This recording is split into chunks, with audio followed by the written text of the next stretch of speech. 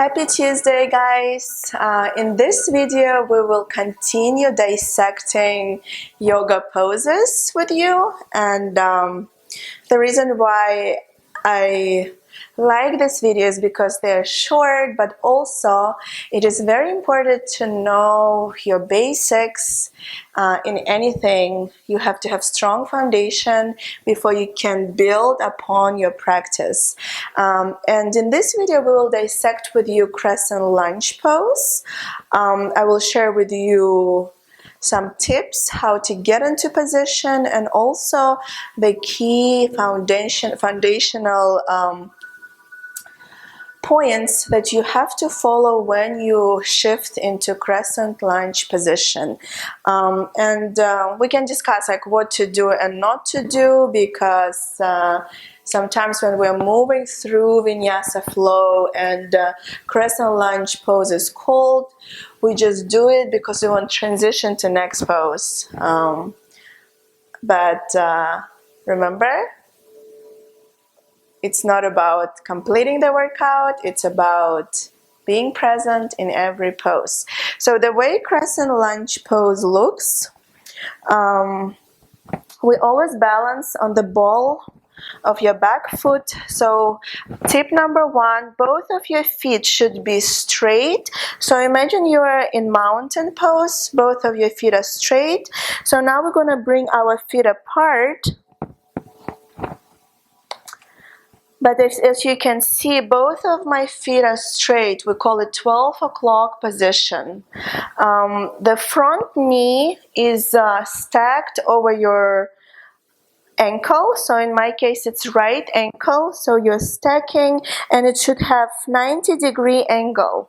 Do not grab the floor with your toes. So ground your right heel down, and make sure you're grounding your heel. You can even lift your toes up. Both of your hips should be squared. So if you look at me at front, both of your hips should be facing forward. And when you are in crescent lunge position, you have to be tucking your pelvis in.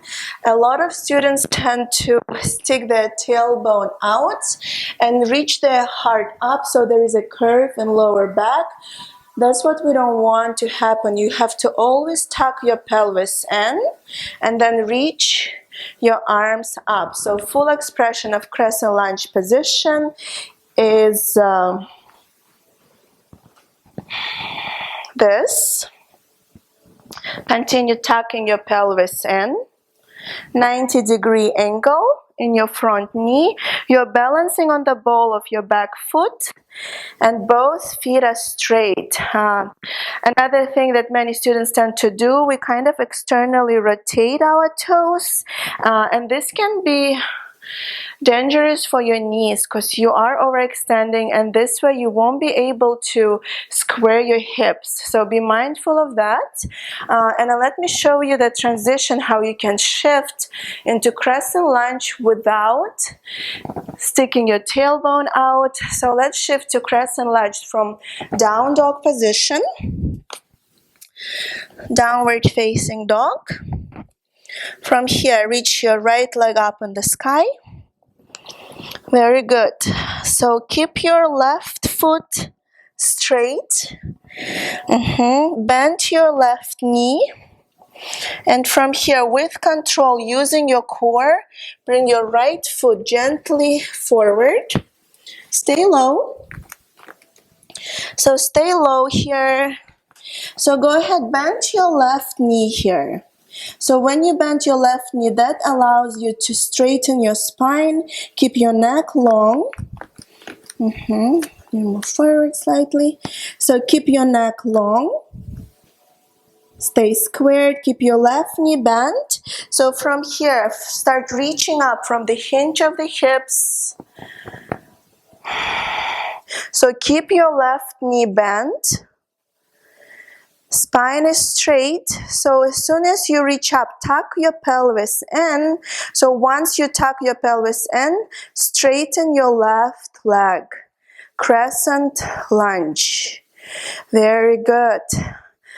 So in order to have stability in crescent lunge, continue tucking your pelvis in and go lower in your front knee. Elevate your back thigh high.